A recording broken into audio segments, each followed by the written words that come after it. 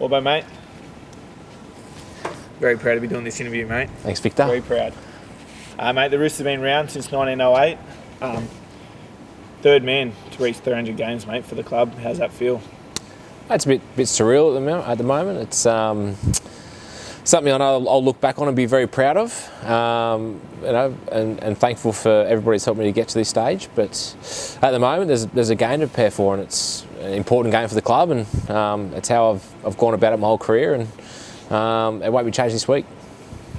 Mate, tell us a bit about how you ended up here, mate. Young boy from Ballina, moved to the Big Smoke. How did that happen?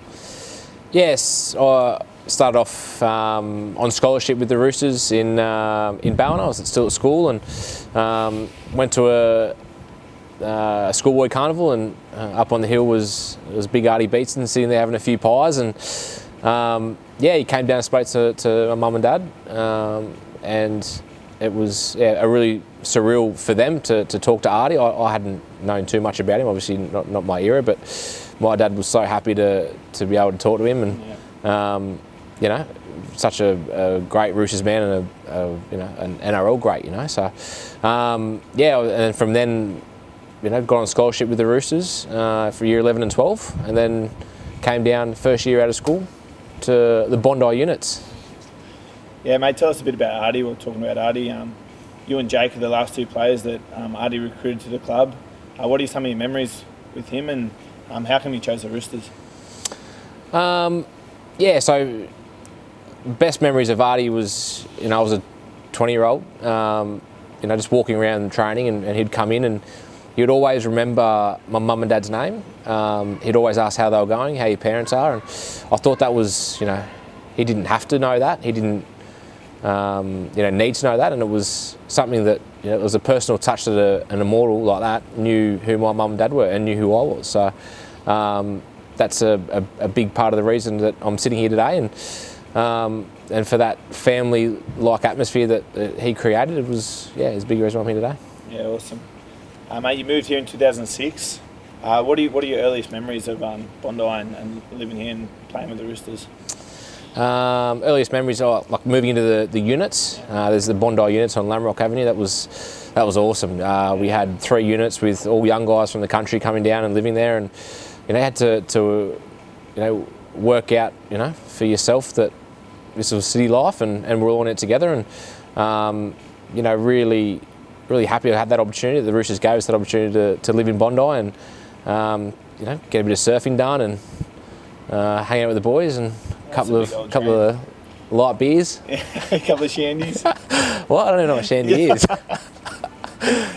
Mate, correct me if I'm wrong, but you were working as an intern when you first come down to the clubs, training with the boys and working. What did they have you doing, and how'd you find that? Yeah, I was a trainee. I worked with the rugby league development upstairs. It was downstairs then. It was at the Lees Club, so that was pretty cool. They taught me the ropes. Long life friendships grew from there. It was something that I got to learn and work under in the footy club, and learn how it all worked, and loved it, and like I said, met some people that I'll be mates with forever. So you and Louis Lopez? Me, Louis, Kath King, running the show. Bobby Jones. There's a good crew that came out of there. Yeah, good fun. Mate, you debuted in 2007, round 1 in 2007. What are some of your memories from that week or the night? Probably goes back to the pre-season. Freddie probably gave me my first opportunity. He was the assistant coach there with Chris Anderson as coach, and he came to me in the pre-season and said that, I think you're a 5'8". I think you have the opportunity to play 5'8". And I went, does that, like 5'8" in first grade? He said, yep. I said, I'm ready. It's first grade. I'll do whatever. So for the whole pre-season, trained at 5'8", and learn a lot, and thanks to Fred, I got that opportunity to play and train and work with guys that I grew up, admiring to be, and loved it. Mate, talk about Freddie. He took over the helm about halfway through that year, and he's went on a bit of a roll there. I remember that, and mate, you want to have some good memories that year and some good times. Yeah, for sure. Fred was, like I said, he gave me the opportunity, so I'll be forever indebted to Fred. And obviously such a legend too. Like, we grew up all watching Freddie and loving what he did, and to be coached by him and for him to give me my first opportunity was awesome, and loved him as a coach, and he had some cool ideas about footy that I still use today, and really loved having Fred around. Awesome. Mate, you played in your first grand final in 2010 and then won your first comp in 2013. What's something that stands with you from that season, that 2013 season, or the grand final, or anything you remember from that? I think both grand finals came off pretty ordinary years before, I think. So 09 came off a wooden spoon, which was really, really hard. It was a really tough time for the club, the first one we had in a while, and I think it was a bit of a change in the guard. We got a new coach in, obviously, with Brian Smith, and a young crew sort of came in, and it was, I felt like that it was our time to step up a bit there. There were guys, Mitch Pearce, Sean Kenny-Dow, like the guys that I'd played with all the way through. That it was, then we added guys like Todd Carney who were awesome that year, and had such an enjoyable time playing in that time, and got ourselves to a grand final and fell short. But for a lot of us, it gave us a taste of what we could do. It was we want to be back here. We want to be on the other end of it. And then 13 rolled around again, coming off a pretty ordinary year in 12. Then Robbo came, and having spent some time with Robbo in 2010, I knew what he was going to bring to the club, and he brought some pretty handy players with him, with Sonny and Jimmy Maloney and Jennings as well, guys that were really tough to play against, and we knew they were going to be awesome for our team, and loved the way we grew as a club through that time, and it was awesome. It was something you've always dreamt about, and for it to actually happen, it was something I'll never forget. Yeah, fast forward to 2018. You're in another grand final, this time with the number 7 on your back. Mate, what are some of your memories from that night in 2018? Or that season really was a pretty good season. Yeah, it's the club made some choices at the end of 17. Didn't finish where I wanted to finish, and again it was, we were hungry. We fell short, and we wanted to go after it again. It was the year didn't start as we wanted it to start in 18, but we knew we would build, and we became a really good footy team. On the grand final week, wearing number 7, it was one of the toughest weeks of my life. To be honest. I thought you were 5'8". Freddie said you were 5'8". Yeah, well, then it moved to halfback. Yeah. I remember Robbo giving me a call. I was taking my daughter for a walk that week, and he said, I'm going to name you at 7. And I went, is this a joke? Coops is obviously going through his injuries. He's a small chance of playing. I'm going to name you at 7. Everybody will think it won't happen, but it's going to happen. I still remember. So I was like, after a sleepless night that night, I was like thinking, if we get done here, I'm going to be the number 7. It's going to be. It could end bad. But then if we get up, it could end really legendary. Well. It could be awesome. So, but as the week went on, Coops was still probably no chance of playing. So I got my head around it. Then captain's run, he gave us the nod and said, "Boys, I'm going to play." And I've never been so relieved in my life, to be brutally honest. And then flipped it to, if this guy is going to do this for us, then I will lay it on the line for him for sure. So it's one of the most courageous things I've ever seen on a footy field, and I'll be forever thankful for Coots for playing that day. All the time. So that was your second premiership. How did the two compare? Obviously in 2013 and then in 2018, having a young family and stuff like that. Was there much of a difference in the two? Yeah, for sure. There's, the first ever premiership win. You dream about it. You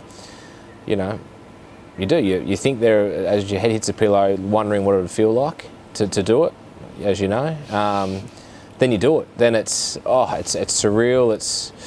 And I feel like it's over in a blink of an eye. It's the days roll on, and then you're back in pre-season starting 2014. So I sort of said to myself about halfway through 14, if I ever get there again and win it, just take your time, enjoy the moment, enjoy it with your mates, and for what it is, it's an awesome achievement, and just take your time and soak it all in. And I think I did that in 18 and in 19 too. just loved it, and I'm hungry for more. Yeah, tell us about 2019. I still remember seeing you on the field with Laura and Daisy there. How was that? Like, how special was that to be able to share that moment with them too? Yeah, so obviously the game didn't go to plan for myself. Going down with an injury, I've just never felt so hopeless in my life on the sideline, like watching the last 20 minutes of that game. It was some sort of torture, I reckon. It's probably a nightmare, to be honest, at the start of that. Knowing that the game's going on and you don't have an impact, your total trust is in the guys to do the job. And then once that final whistle went, it was like a dream. It was like a happy dream. It was the way you guys dug in and dug deep, and I was just so proud to be a part of that team and a part of this club, and to be that team to go back to back was something that we've been chasing a long time here, and really proud to say I was a part of it. Sure. More questions? How many you got, mate? Last page. Last page. Spent 2 days on this. Okay, you're going well. Keep going. All right, you've grown from a boy to the man here at the Roosters. You got married, become a father to two children. How's Laura and the kids really influenced how you look at the game or play the game? I think the most important thing about being a professional rugby league player is to know your why. Why you play the game, why you put yourself through all that pain and hurt, and they're my reason. I think about them. The last thing I think about before I walk on the field is those three people. They're my family. They're everything to me. And I think early days you want to play well and you want to do your best for your family and extended family and that. But then once you have your own family, nothing else matters than seeing them proud of you at the end of the day. Without getting too emotional about it. Yeah, no, I'm at it too. Mate, you've been named Clubman of the Year 3 times. You were named club captain in 2017. How do those achievements, kind of mean to you, or how do those achievements make you feel?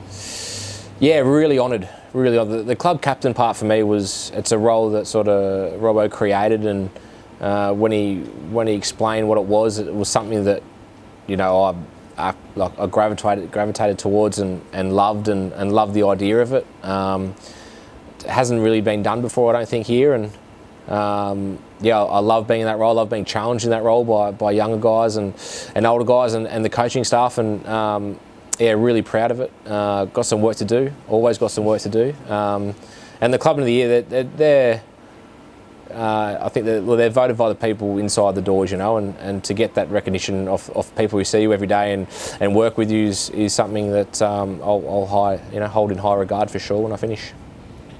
Mate, 300 games. What's keeping you motivated? Like I said before, it's the why, and the why is my family. It's how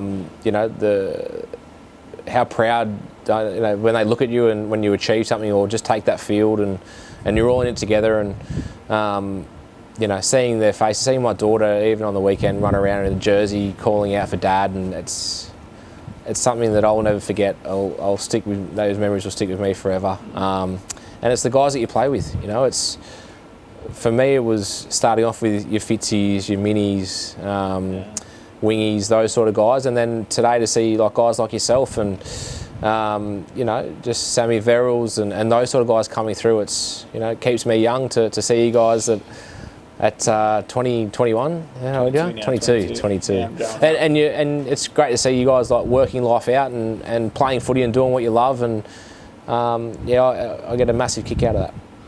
Mate, one club man, you're a legend of the club. I'm proud to say I'm not only your teammate but a good friend, and mate, I look forward to hopefully playing again with you, so see if we kick it on next year.